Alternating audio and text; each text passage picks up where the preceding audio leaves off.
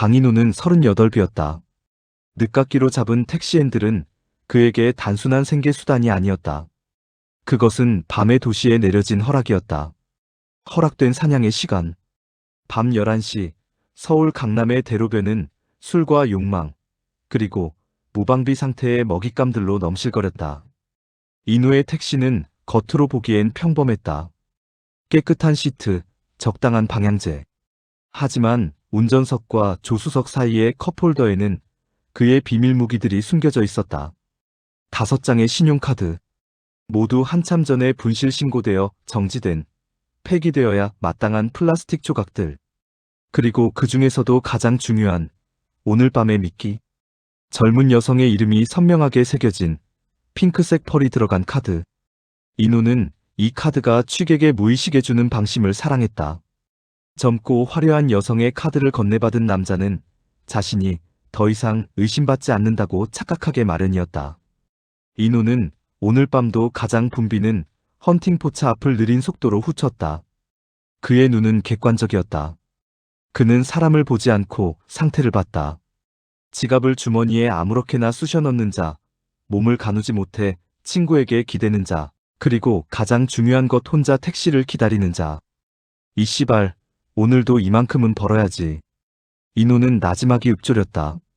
그의 손목에는 짝퉁 명품 시계가 번쩍였다. 이 시계는 그가 이 짓을 시작한 후 가장 먼저 산 사치품이었다. 그에게 사기란 단순한 돈벌이가 아니었다.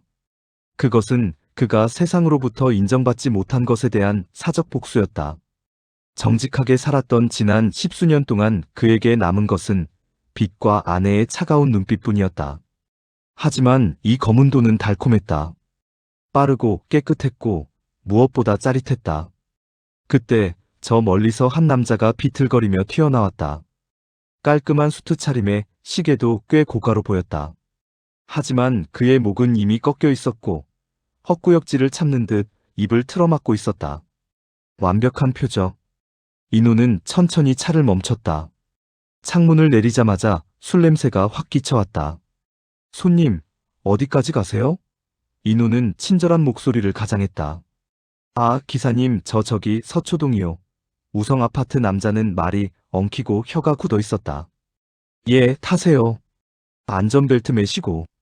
남자가 뒷좌석에 털썩 쓰러지듯 앉는 순간 인호는 이미 승리감을 느꼈다. 이 취객은 도착할 때까지 잠들 것이다. 그리고 지옥을 경험할 것이다. 택시는 출발했고 인호는 백미러로 남자의 상태를 확인했다. 남자는 몇 번의 헛기침 끝에 미동 없이 깊은 잠에 빠져들었다. 인호는 쾌재를 불렀다. 서초동까지의 거리는 약 30분. 그의 작전을 실행하기에 충분하고도 남는 시간이었다. 그의 작전은 3단계였다. 1단계 진단. 인호는 최대한 거친 노면을 골라 택시를 몰았다. 차가 흔들릴 때마다 남자는 깊은 신음소리를 냈지만 깨어나지는 않았다. 완벽한 숙취 상태. 깨어나더라도 상황 파악이 늦을 것이다. 인호는 확신했다. 그는 잠시 사이드미러에 달린 작은 카메라를 조작했다. 뒷좌석의 승객을 향해 미세하게 각도를 조절하는 작업이었다. 이 카메라는 뒷좌석의 움직임을 녹화했지만 녹화된 영상은 그가 카드를 바꿔치는 순간 기묘하게도 오류가 나 있었다. 2단계 준비. 인호는 운전 중 몰래 그의 도구에 손을 댔다. 컵홀더 아래 껌통 안에 숨겨둔 얇은 플라스틱 판. 그는 그 위에 노란색과 검은색 섞인 인공적인 이물질을 살짝 묻혔다. 이물질은 죽과 콜라를 섞어 만든 가짜 토사물이었다. 냄새는 역겨웠지만 실제 토사물의 구역질 나는 냄새와는 달랐다. 오늘은 이걸로 마무리한다. 그는 생각했다. 3단계 실행. 드디어 아파트 입구. 인호는 미터기를 끄고 남자를 깨웠다. 손님 다 왔습니다. 우성 아파트. 남자는 눈꺼풀을 힘겹게 들어 올렸다. 눈은 풀려 있었고 상황 파악을 못하고 있었다. 얼마예요? 28,000원 나왔습니다. 카드로 드릴까요? 인호는 최대한 부드럽고 차분하게 말했다. 남자는 비몽사몽간에 지갑에서 카드를 꺼내 인호에게 건넸다. 인호가 가장 좋아하는 순간이었다. 희생자가 스스로 무기를 넘겨주는 순간 인호는 카드를 결제기에 넣는 척하며 잠시 뒤로 뺐다.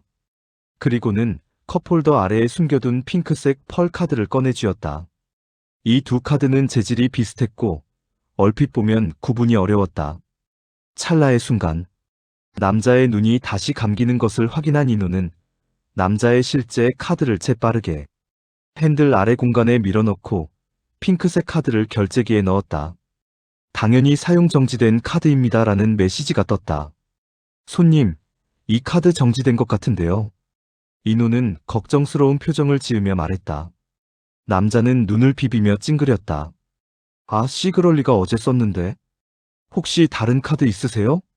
남자는 다시 지갑을 뒤적여 이번에는 법인카드를 건넸다. 인호는 그 카드로 28,000원을 정상 결제했다. 승인 알림음이 울렸다. 예, 결제 완료되었습니다. 감사합니다. 인호는 남자의 법인카드를 돌려주면서 아까 빼돌린 남자의 개인 카드를 슬쩍 건넸다. 이거 정지된 카드요. 가지고 계세요. 남자는 카드를 건네받아 지갑에 쑤셔 넣었다.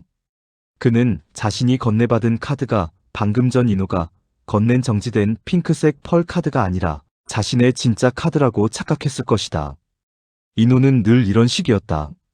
처음엔 정지된 카드를 줘서 의심을 없앤 뒤 두 번째 카드 결제 후에는 아예 다른 카드를 돌려주는 것.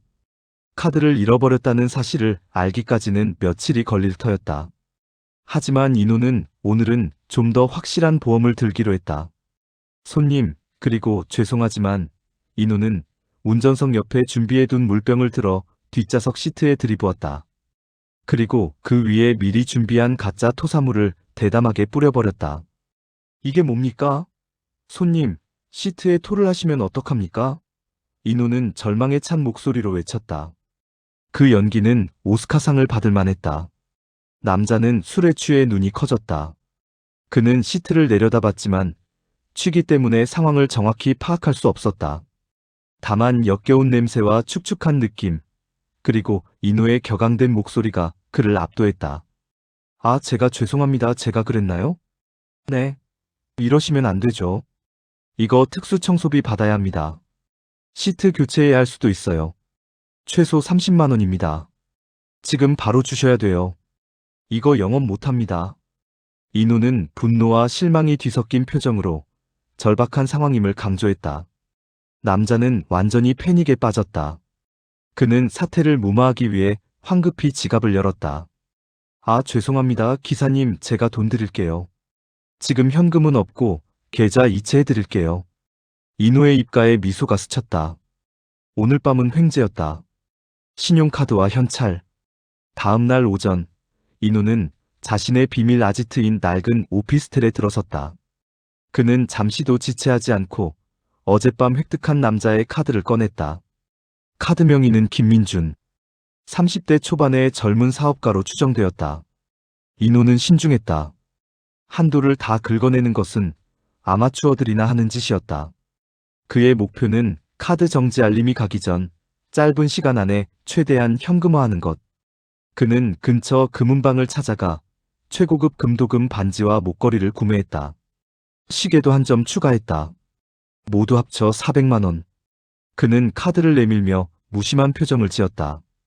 금은방 주인이 의심하지 못하도록 그는 마치 거액을 쓰는 것이 일상인 사업가처럼 행동했다. 포장은 필요 없습니다. 바로 주세요. 그는 카드를 긁을 때마다 느껴지는 짜릿한 전율을 즐겼다. 마치 금단의 과실을 베어 무는 듯한 쾌감이었다. 이 돈은 그의 정직한 노동으로는 절대 만져볼 수 없는 속도에 보였다. 오후에는 백화점으로 향했다. 인호는 현금 교환이 용이한 명품 상품권을 200만 원어치 구매했다. 상품권 판매원에게는 직원들 복지용이라 둘러댔다. 그리고 마지막으로 어젯밤 취객이 송금해준 청소비 30만 원. 인호는 그 돈을 확인하며 비웃었다. 가짜 토사물 덕분에 얻은 추가 보너스였다. 그의 통장에 찍힌 30만 원은 김민준이라는 한 남자의 수치심과 죄책감을 대가로 받은 것이었다. 그는 카드와 상품권, 그리고 금 액세서리들을 보며 중얼거렸다. 이 맛에 산다. 그러나 그가 알지 못했다. 그의 검은 돈의 행적을 추적하는 그림자가 이미 드리워져 있다는 것을. 서울지방경찰청 광역수사대 소속 오지수 형사는 30대 후반의 여형사였다. 그녀는 탁월한 기억력과 날카로운 직관으로 범죄의 패턴을 읽는데 능숙했다.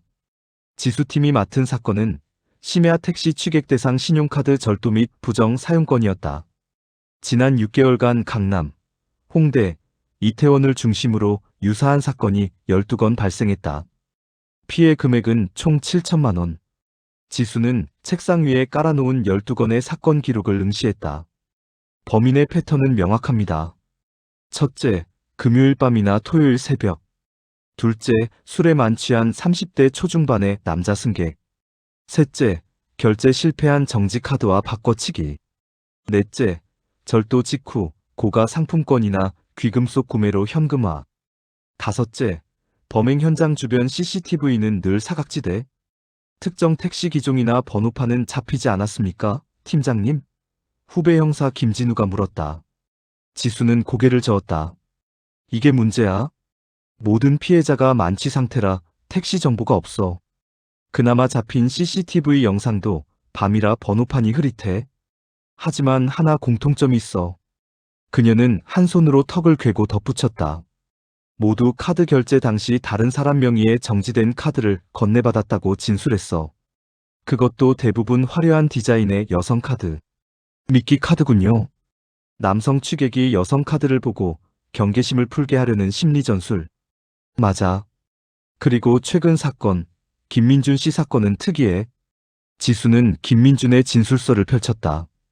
신용카드를 도난당한 것 외에도 택시 시트에 토를 했다고 착각해서 기사에게 30만 원을 추가로 송금했대. 계좌 이체 내역도 확보했어. 특수청소비 사기까지 쳤단 말입니까? 대담한 놈이군요. 진우가 놀라 말했다. 대담한 게 아니라 이놈의 사냥 수법이 진화하고 있는 거야. 피해자를 완전히 무너뜨리고 도망칠 구멍까지 막는 거지. 지수의 눈이 차갑게 빛났다. 계좌 추적은 당연히 대포 통장으로 막혀 있을 거고 범인은 언제나 현장에 있어. 김민준 씨에게 송금받은 계좌가 범인의 직접 계좌가 아니라면 우리는 범인을 잡을 수 없어. 김민준 씨에게 토사물 사기를 친 이 택시기사가 바로 우리가 찾던 카드 사기범이라고 확신해. 이놈은 두 가지 사기를 병행하고 있어. 지수는 일어섰다. 김민준 씨가 송금한 계좌의 명의자 정보를 가져와. 그리고 오늘 밤 이자의 주요 범행 장소인 강남 역삼동 근처에 먹잇감을 던져야 해. 지수와 진우는 치밀하게 작전을 짰다. 대포 통장 명의자의 신원 확인은 어려웠지만 그 계좌로 입금된 기록과 출금, 경로를 역추적하여 범인이 활동하는 대략적인 구역을 좁힐 수 있었다. 범인은 이 지역에서 일주일에 최소 한 번은 사냥을 해. 지수는 강남 역삼동의 지도를 펼쳐놓고 빨간 펜으로 동그라미를 그렸다. 오늘 밤이 그 주기와 일치해. 작전 당일 밤 12시. 김진우 형사가 미끼로 나섰다. 진우는 명품 시계와 잘 재단된 수트를 입고 완벽하게 성공했지만 만취한 30대 남자를 연기했다. 그의 지갑에는 사용 정지된 그리고 외관상 범인의 미끼 카드와 유사한 더미 카드가 들어있었다. 가장 중요한 것은 진우의 연기였다. 그는 택시를 잡자마자 곧바로 뒷좌석에 쓰러져 잠든 척해야 했다. 그리고 그의 옷깃에는 지수와 연결된 초소형 무선 마이크가 숨겨져 있었다. 오지수 형사는 진우가 탑승할 목표 택시를 추적하기 위해 인근 으슥한 골목에 위장 차량을 세워두었다. 그녀는 모니터를 통해 진우가 서 있는 거리를 추시했다. 진우, 아직 괜찮아? 너무 오버하지 마. 자연스러워야 해. 지수가 속삭였다. 걱정 마십시오, 팀장님. 연기 학원 다닐 때 1등이었습니다. 진우는 비틀거리며 대답했지만 그의 목소리는 이미 술에 절어 있었다. 그는 소주 3잔을 마신 상태였다. 얼마 후, 저 멀리서 인호의 택시가 미끄러져 들어왔다. 인호는 며칠간의 휴식 후 다시 사냥에 나선 상태였다. 그의 눈은 진우에게 꽂혔다. 좋아. 저 정도면 최소 500만 원은 나오겠군. 인호는 차를 세웠다. 진우는 거의 반쯤 쓰러진 채 택시에 탑승했다. 어디까지 가세요, 손님? 아, 저 잠실타워 아파트 10,000원 깎아줘요. 진우는 혀 꼬인 소리를 냈다. 인호는 미소를 지었다. 예, 손님. 안전하게 모시겠습니다. 그는 진우가 뒷좌석에 완전히 몸을 눕히는 것을 확인하고 출발했다. 지수의 심장이 빠르게 뛰었다. 잡았다. 택시 안에서 강인호는 김진우의 상태를 꼼꼼히 살폈다. 잠이 깊은 것 같았다. 그는 컵홀더에 핑크색 카드를 만지작거렸다. 평소보다 더 큰 건수를 올릴 욕심이 생겼다. 잠실타워 아파트? 부자 동네군. 오늘은 700만 원 정도는 긁어야겠어. 그는 아파트 입구에 도착하기 5분 전, 평소보다 훨씬 일찍 진우를 깨우기 시작했다. 손님, 거의 다 왔습니다. 일어나세요. 진우는 눈을 감은 채 끙끙 앓는 소리를 냈다. 인호는 이 상황이 그가 가장 좋아하는 연극임을 알고 있었다. 취객의 무력함과 자신의 우월함. 인호는 미터기를 확인했다. 32,000원. 손님, 32,000원입니다. 카드로 드릴까요? 진우는 마침내 눈을 떴지만 초점은 없었다. 그는 천천히 지갑을 꺼내더니 인호에게 카드를 건넸다. 여기 이걸로. 인호는 능숙하게 진우의 카드를 받아 결제기에 넣는 척하며 뒤로 뺐다. 그리고 핑크색 미끼 카드를 결제기에 넣었다. 띠로롱. 사용 정지된 카드입니다. 손님, 이 카드 정지된 카드 같은데요. 인호는 최대한 실망한 표정을 지었다. 아씨 진짜? 왜 자꾸 정지돼? 진우는 짜증 섞인 목소리로 말했다. 다른 카드는 없으세요? 진우는 다시 지갑을 뒤적여 다른 카드를 건넸다. 인호는 그 카드로 32,000원을 정상 결제했다. 승인음이 울렸다. 여기까지는 그의 완벽한 레퍼토리였다. 이제 카드를 바꿔치기 할 순간 인호는 진우의 실제 카드를 재빨리 자신의 바지 주머니에 넣으려는 순간 귀에서 이상한 소리가 들렸다. 카드 바꿨지, 강인호 씨. 인호는 온몸에 피가 식는 것을 느꼈다. 마이크 소리. 하지만 이미 늦었다. 그의 손은 주머니에 들어가 있었고 김진우의 카드 절도 현행범이 된 상태였다. 진우는 갑자기 눈을 번쩍 떴다. 취기가 싹 가신 맑은 눈이었다. 그는 재빨리 뒷좌석 문을 열고 내렸다. 강인호 씨, 서울청 광역수사대 김진우 형사입니다. 당신은 지금 신용카드 절도 혐의로 체포됩니다. 변호사를 선임할 수 있으며. 인호는 패닉에 빠졌다. 머릿속이 새하얗게 변했다. 하지만 본능적으로 그는 차 문을 잠그고 도주하려 했다. 바로 그때 택시 뒷좌석 문이 다시 열렸다. 어딜 도망가려고. 검은 정장을 입은 오지수 형사가 택시 안으로 몸을 숙였다. 그녀의 손에는 수갑이 들려 있었다. 인호는 이성을 잃었다. 그는 마지막 남은 본능으로 몸을 돌려 지수를 향해 팔을 휘둘렀다. 나, 씨발, 나. 지수는 날렵하게 인호의 공격을 피하고 진우와 함께 인호의 팔을 뒤로 꺾었다. 좁은 택시 안에서 격렬한 몸싸움이 벌어졌다. 인호의 땀과 알코올 냄새, 그리고 지수의 차가운 금속 냄새가 뒤섞였다. 순순히 응해, 강인호. 이미 증거 다 확보됐어. 네가 가진 카드, 내 주머니에 있는 절도품, 전부 다. 지수가 힘주어 외쳤다. 인호는 힘이 빠져나가는 것을 느꼈다. 그는 땅바닥에 내팽개쳐졌고 차가운 아스팔트 위에 엎드린 채 수갑이 채워지는 끔찍한 소리를 들었다. 흐읍 인호는 숨을 헐떡였다. 그의 눈앞에는 자신의 택시가 보였다. 밤의 사냥터였던 그 강철 상자. 이제는 그의 감옥이 되었다. 지수는 무전기를 들고 말했다. 체포 완료. 강남 지구대 인계 준비. 그녀는 인호의 주머니에서 김진우 형사의 실제 카드를 꺼냈다. 그리고 컵홀더 아래에서 핑크색 미끼 카드와 나머지 정지된 카드들을 모두 회수했다. 마지막으로 인호의 핸들 아래 숨겨진 작은 녹화장치를 떼어냈다. 증거물은 완벽합니다. 지수가 진우에게 말했다.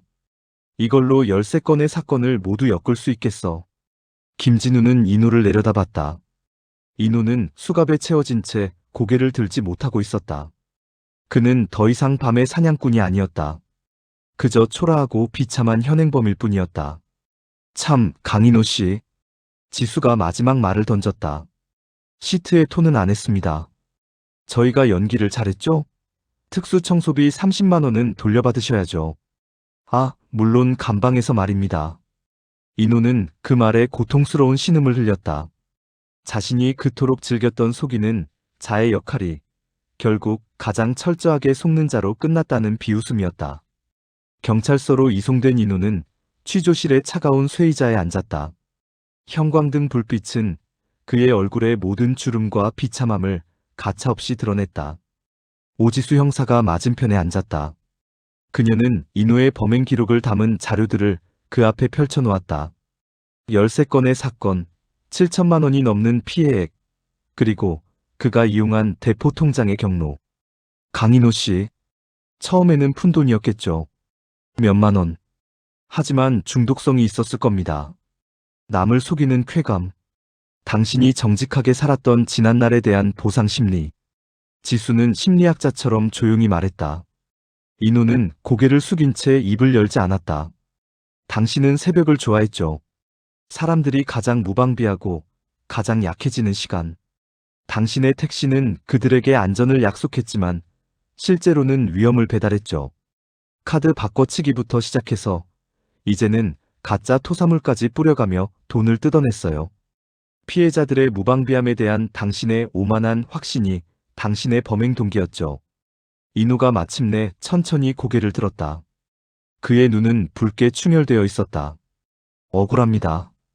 그의 목소리는 쉬어 있었다. 억울하다고요? 뭐가 억울합니까? 당신은 이 도시의 신뢰를 배신했어요. 택시기사라는 직업의 신뢰를 무너뜨린 파렴치한 범죄자입니다. 지수의 목소리가 날카로워졌다. 아닙니다. 전 그저 세상이 제게 준 것보다 조금 더 가지려고 했을 뿐입니다. 그들이 얼마나 쉽게 속는지 아십니까? 다들 술에 취하면 경계심이 풀리고 돈 앞에서는 한없이 무너집니다. 제가 아니더라도 누군가 그들을 털었을 겁니다. 남 탓하지 마세요, 강인호 씨. 지수는 그의 말을 단호하게 잘랐다. 당신은 그들의 취약함을 이용했어요. 그들의 신뢰를 강탈했습니다. 당신이 가장 노렸던 것은 돈이 아니라 타인의 무력함이었어요. 그리고 그 탐욕이 당신을 멈추지 못하게 만들었죠. 오늘 밤처럼 당신의 수법이 너무 대담해져서 결국 꼬리가 잡힐 때까지. 지수는 김민준의 진술서를 인호에게 보여주었다. 당신은 이 남자에게 카드를 훔친 것뿐 아니라 토사물 사기까지 쳤어요. 30만 원. 이 남자가 회사에서 얼마나 곤란을 겪었을지 생각해 봤습니까? 당신의 탐욕은 그들의 삶을 망가뜨렸어요. 인호는 김민준의 진술서에 적힌 수치심과 분노라는 단어를 읽었다. 그는 자신이 행한 모든 악행이 결국 단 하나의 고리로 연결되어 돌아왔다는 것을 깨달았다. 자신이 뿌린 악의 씨앗이 결국 자신을 올가맨 것이다. 당신이 사용했던 그 핑크색 카드 결국 당신을 잡는 미끼가 되었군요. 지수는 마지막으로 말했다. 당신은 밤의 사냥꾼이었지만 우리는 당신이 사냥할 먹잇감을 던져준 포수였습니다. 당신의 사냥은 끝났습니다. 강인호는 구치소 독방의 딱딱한 침대에 누워 천장을 응시했다. 인호는 자문했다. 처음엔 정말 돈 때문이었다. 하지만 어느 순간부터 그가 추구했던 것은 돈의 액수가 아니었다. 그것은 권력이었다. 술에 취해 비틀거리는 자신보다 더 나은 삶을 살고 있을 저들을 완벽하게 통제하고 그들의 가장 중요한 자산인 신용을 훔치는 행위. 그 행위 자체가 그에게는 마약이었다. 하지만 이제 그 모든 것이 끝났다. 그의 택시는 압류되었을 것이다. 아내는 이미 이혼을 준비하고 있을 것이다. 그가 밤마다 힘들게 모았다고 믿었던 모든 것, 돈, 자존심, 자유은 한순간에 사라졌다. 인호는 차가운 시멘트 바닥에 침을 뱉었다. 그의 입안은 썼다. 술에 취한 사람들을 먹잇감으로 삼았던 밤의 사냥꾼. 그는 결국 자신의 탐욕과 오만이라는 가장 치명적인 독에 취해 스스로를 덫에 빠뜨린 것이다.